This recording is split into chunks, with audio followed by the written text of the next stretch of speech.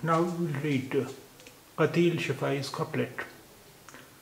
तुम्हारी बेरुखी ने लाज रख ली बादा खाने की, तुम आँखों से पिला देते तो पैमाने कहाँ जाते।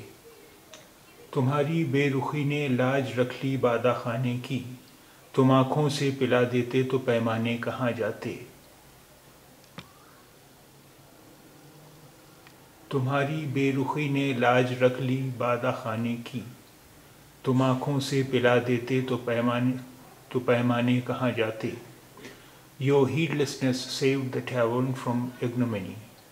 Had you made to drink from eyes, where would the goblets go?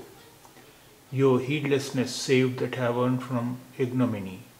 Had you made to drink from eyes, where would the goblets go?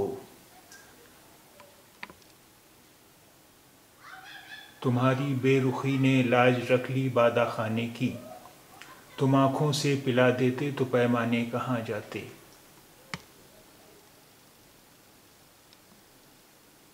तुम्हारी बेरुखी ने लाज रख ली बादा खाने की, तुम आँखों से पिला देते तो पैमाने कहाँ जाते।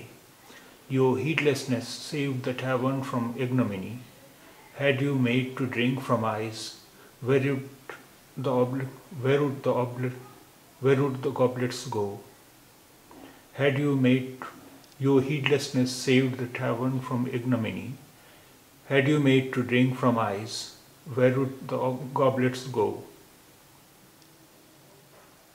तुम्हारी बेरुखी ने लाज रख ली बादा खाने की, तुम आँखों से पिला देते तो पैमाने कहाँ जाते।